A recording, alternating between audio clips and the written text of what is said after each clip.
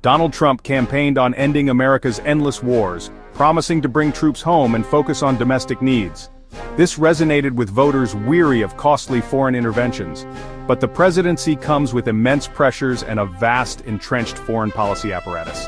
Even with intentions of restraint, global crises and security commitments test any president's resolve. The machinery of American power often pushes for action, not inaction. Tensions in the Middle East, especially with Iran, have persisted. Despite promises, Trump's administration has authorized targeted airstrikes, presented as limited and defensive. Yet any use of force risks escalation. The line between a targeted strike and a wider war is thin. This dilemma isn't unique to Trump, it's a fundamental tension in American statecraft. Presidents may want to reduce military involvement, but as commander-in-chief they face constant pressure to project strength. Advisors and political forces often argue for a strong response. Even small-scale actions can seem like the easiest solution. The promise to end endless wars is far harder to fulfill than to make. The reality of power often overrides the promise of peace. For any president, breaking from the patterns of the past is a monumental challenge. The U.S. president wields unmatched military power, making force an ever-tempting option. Military action offers immediate, visible results, unlike slow diplomacy or sanctions. As commander-in-chief, the president can act swiftly, bypassing the gridlock of domestic politics. This unilateral power is hard to resist, especially in a crisis. Political pressure to do something is intense.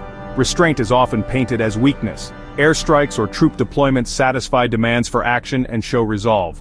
This cycle makes military intervention a default response. America's global reach means it's expected to act everywhere. Non-military tools like diplomacy are often sidelined. A president seeking restraint must fight against an institutional bias toward force.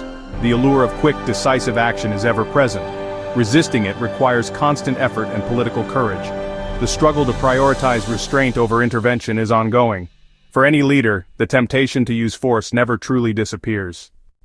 America's vast web of alliances and overseas bases is a legacy of past wars. Defense treaties with NATO, Japan, and South Korea bind the U.S. to global security commitments. Hundreds of foreign bases allow rapid military response anywhere. But these alliances create obligations. Conflicts abroad can quickly become America's problem. U.S. leaders can't ignore crises involving allies. Treaties demand support. The promise of America first collides with decades-old commitments. Overseas bases can become targets, drawing the U.S. into regional conflicts. Attacks on American troops or facilities often trigger military responses. The infrastructure for war is always in place, making intervention easier. Allies rely on U.S. backing, sometimes taking risks they wouldn't otherwise. This global posture perpetuates intervention. Dismantling it would require a fundamental rethinking of America's role. Until then, presidents will struggle to avoid being pulled into foreign conflicts. The network of commitments is both a shield and a trap. America's global presence makes true restraint difficult to achieve.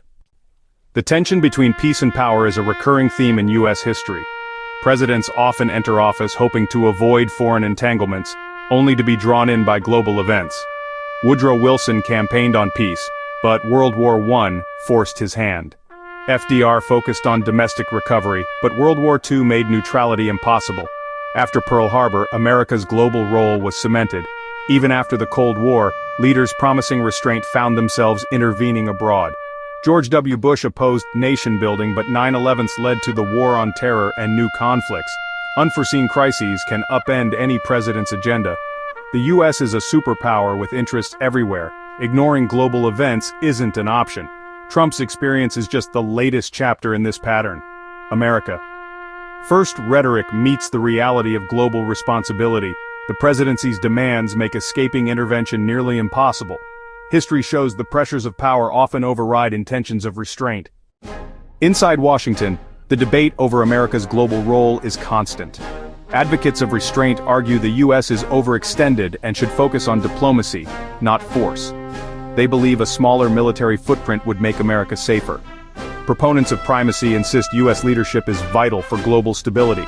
They warn that pulling back invites chaos and adversaries like China or Russia. This tug-of-war shapes every president's choices. Even leaders who favor restraint face a foreign policy establishment built for primacy. Advisors are often divided, pushing conflicting strategies in a crisis. Decisions like airstrikes on Iran reflect this internal struggle, a compromise between toughness and caution. The rise of America First shows public appetite for less intervention, yet America's global alliances and military power remain deeply entrenched. The future hinges on which vision prevails, restraint or primacy. For now, the answer remains uncertain,